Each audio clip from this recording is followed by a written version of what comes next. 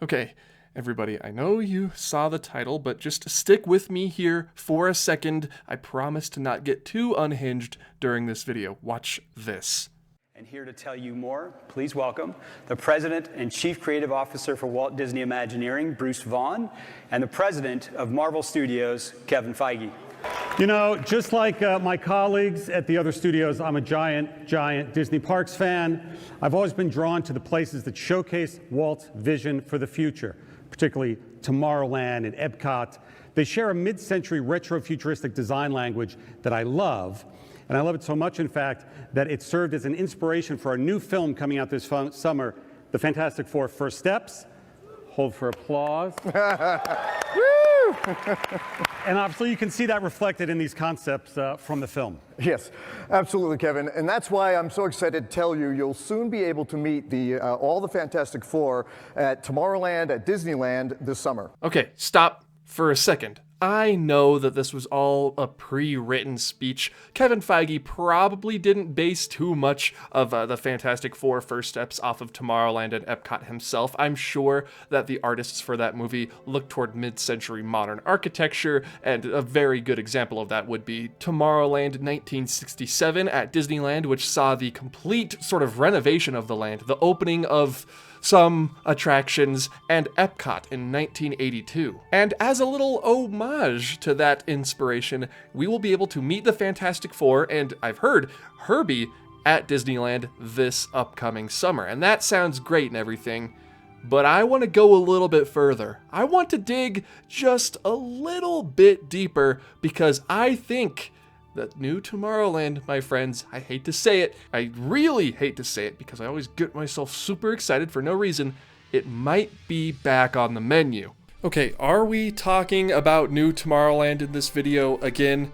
Yes, I apologize for that, I just can't keep it out of my brain. I put my glasses on today to seem a little bit smarter than I am, but my friends, I think that the Fantastic Four in Tomorrowland might just be the beginning of something that we've been wanting for so long.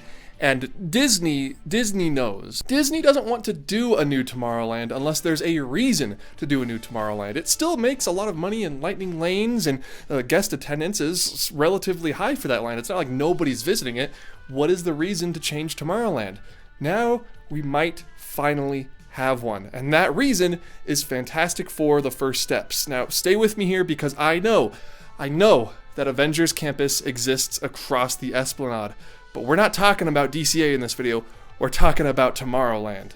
New Tomorrowland has been discussed for basically as long as my channel has been around, and as the years have gone by, people have either been finding it more and more necessary or less and less necessary. There are some people out there who think that Tomorrowland is fine just the way it is, and if you would have asked me last year around this time, I would have said that Disney thinks it's fine just the way it is.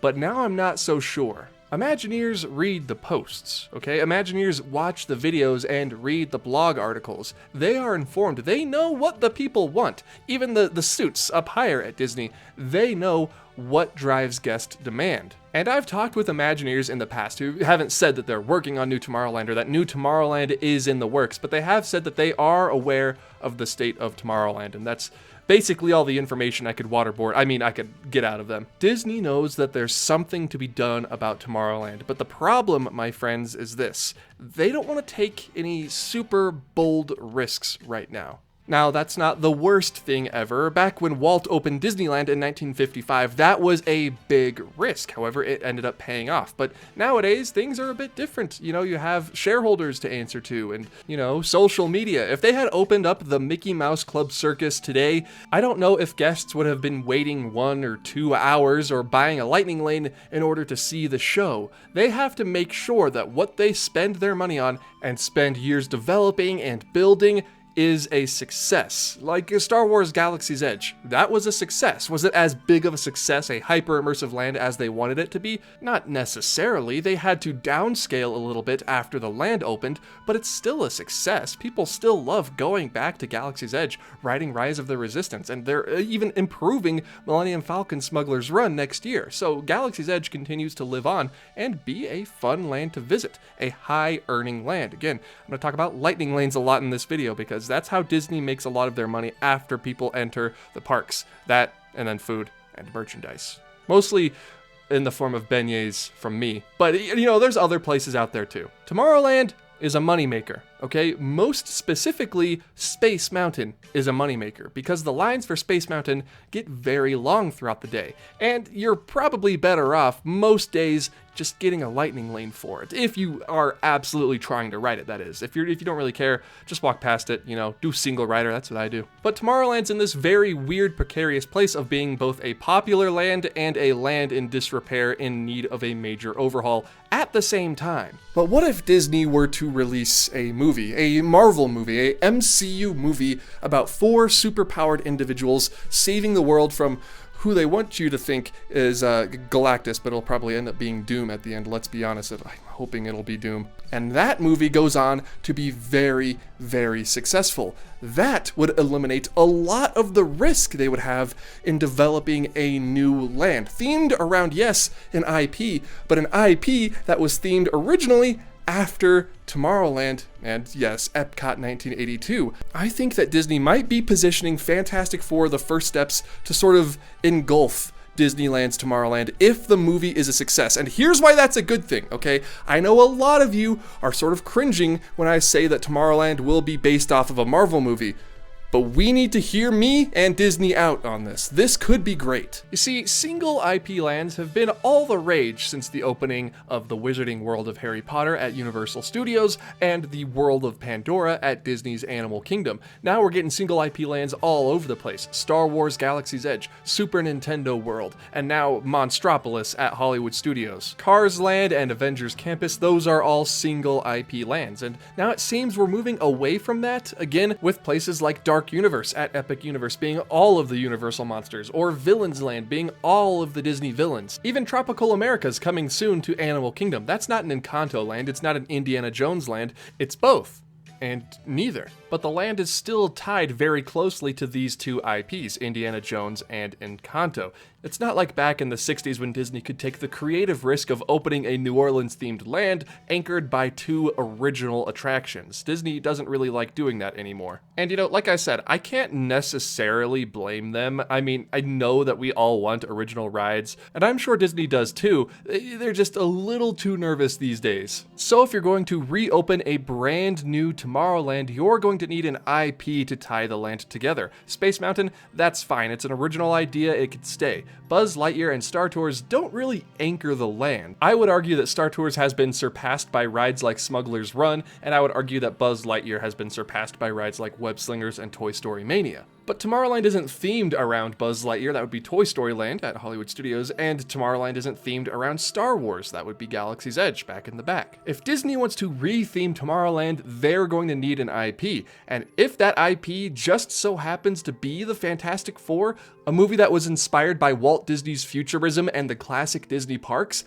that, my friends, is a compromise that I'm willing to take. And that's what it is in this case. It's a compromise. Disney needs an IP to tie the land to, we need a new Tomorrowland. So we meet in the middle and compromise on a Fantastic Four themed Tomorrowland. Remember that 2015 George Clooney movie, Tomorrowland? Yeah, it failed at the box office, but if it had done well, that would have been the, I guess, intellectual property that Disney would have tied Tomorrowland to, and we probably would have received our new Tomorrowland in Orlando and Anaheim had the movie done well. It didn't, so we didn't, and we just sort of have a repainting going on in Orlando, and, you know, some new stuff in Disneyland too. Remember Human Buzz? We got to meet Human Buzz. We're also supposed to be getting a fully electric Autopia by fall of 2026, so we'd have just over a year for that to be completed, so I'm looking forward to that. Hopefully it'll get started here relatively soon. Probably after the 70th, right? That would make the most sense. Keep the Autopia open for the 70th, and then once it's over January, February, March of 26, then you can shut it down and go fully electric. And now, that's not the point though. That's not the point of this video. Let's go back for a second to the concept art that was shown for the Fantastic Four First Steps. All of this is a sort of mid-century modern retrofuturism. Space Mountain and the monorail are both really good examples of this aesthetic. The monorail, not as much as Space Mountain because we're looking at silvers and whites, clean colors. But the adventure through inner space walls over by Star Tours are also a really good indicator of what the aesthetic for the land might be going forward. And then this thing, at the monorail stop at Downtown Disney. This would fit in Tomorrowland. Going back to the Fantastic Four, you can see that there's a lot of retro-futuristic architecture and technology here. They even have a monorail. Now granted, this is a suspended monorail, but it looks very similar to the Mark VI monorails that we have right now at Walt Disney World. Even down to the color scheme, that's monorail teal. It's all the Bob Gurr Mark VI monorail greatness. You can see down here the monorail again, and then maybe some tracks that would potentially move people down below them, but we're not going to talk about that quite yet. So the vibe, the set design for Fantastic Four: The First Steps, in my opinion, actually melds very well with Tomorrowland. Here's something a bit interesting, a little link that might be worth looking into. Matt Schachman, the director of the upcoming Fantastic Four: First Steps, says that the aesthetic for the film was inspired by a retro future 60s, inspired by concept artist Sid Mead, who worked on concept art for the Tomorrowland movie, interesting, and Tron, okay? So now you see what we're kind of working with here. Sid Mead was the one who designed the original light cycle. That's the kind of connection we're talking about here between Disney and Epcot and Tomorrowland and Fantastic Four. It would actually be a bit weirder for me if Disney weren't planning a new Tomorrowland based around Fantastic Four. There's just so many connections, it's hard to avoid. I'm starting to lean more toward Kevin Feige saying that old Disneyland's Tomorrowland and Epcot being an inspiration for the design for Fantastic Four. He might not have been lying. There are links there that kind of prove what he's saying. It's not just PR speak to get the parks fans excited for a Marvel movie. There's genuine links there. I mean, look at these pieces of Sid's art. If this doesn't just scream Horizons to you, I don't know what does. This is vintage Epcot style art. And maybe, just maybe, if the Fantastic Four is, one, a good movie, I'm crossing my fingers, and two, financially successful, the plan for a Disneyland or Disney World Tomorrowland inspired by Sid Mead's concept drawings and the Tomorrowland movie from 2015 may just end up coming full circle. And for those of you who are upset if they theme an entire land, an entire opening day Disneyland, Walt Disney Land around a new Marvel movie, just take solace in the fact that the Marvel movie was inspired by that Tomorrowland in the first place. It's really just sort of a cycle. And as part of that cycle, we just end up back with Walt. And that's a good thing. So now that I've talked about what could potentially be coming to Tomorrowland in terms of a theme, let's talk about how they're going to incorporate that theme with attractions, maybe restaurants, you know, things that people actually want to do in the land instead of just walking around. Not like me, because I'm crazy and I think just looking at stuff is like 70% of the fun. The other 30%, that's dining and rides. So let's talk about rides real quick. One ride that will remain mostly unchanged is Space Mountain. Now, I could foresee a small change to Space Mountain, something in the form of a brand new queue, maybe a repainted, more white exterior, more so than it is now, or a new nighttime lighting package. Space Mountain is the anchor attraction for Tomorrowland, and I don't foresee that changing anytime soon. It's very, very popular, and it's a roller coaster, okay? I have to face facts. People love roller coasters. But Space Mountain, I think, is absolutely safe. We could just see some sort of refreshing of the inside of Space Mountain. Not necessarily the track or even the coaster portion, but the indoor queue and the loading area, I think, would receive some sort of retro-futuristic update. Maybe similar to the Space Mountain, or I guess the previous Space Mountain at Tokyo. That one is kind of along the lines of what I was thinking. It's not really retro-futury enough for me, but it would be something that looks kind of similar. Another ride, or rides because they go hand in hand, that I would consider absolutely safe from being torn up and replaced by something else would be, of course, the Autopia and the submarines. They can't really remove one without removing the other, and removing both would be such a costly and time-intensive process that I feel like they're just going to continue to update this as the years go by, and maybe, I'm talking maybe 70 years from now, at the 140th Disneyland anniversary, we'll have something else on that land, something completely new. But they are going to be here for a very, very long time, folks. Not to say that they won't be rethemed to anything. Autopia, as mentioned earlier, is going fully electric, and I can see them maybe repainting the cars, redoing the queue, and some of the sets in the actual attraction to make it more retro-futury, to make it blend in with the rest of the land. Maybe repainting the submarines white or silver or something. So they might change a little bit, but they're not going anywhere, if that makes sense. The same can't be said, though, for Buzz Lightyear Astro Blasters and Star Tours. I think the future of these two attractions is really up in the air right now. More so Buzz Lightyear than Star Tours. I think Star Tours probably will stick around for a very long time.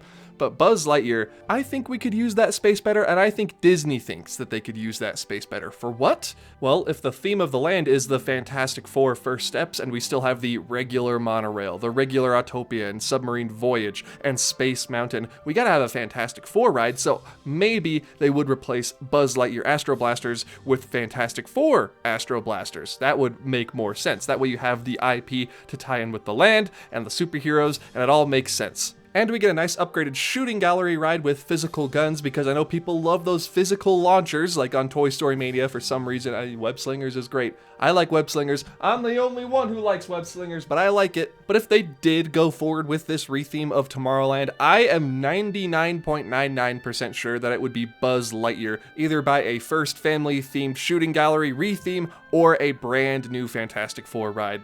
Just completely. And for those of you who were curious, I don't really consider it a Tomorrowland ride, although it technically is half and half, and the Disneyland app says that it's in Fantasyland. The Matterhorn is not going anywhere. The Matterhorn is here to stay. There will be a Matterhorn at Disneyland until that thing crumbles to the ground, not by Disney's own accord. They're going to try and keep that thing patched up throughout the years. The Matterhorn is immovable and will not be going anywhere, so that's fine. I like the Matterhorn.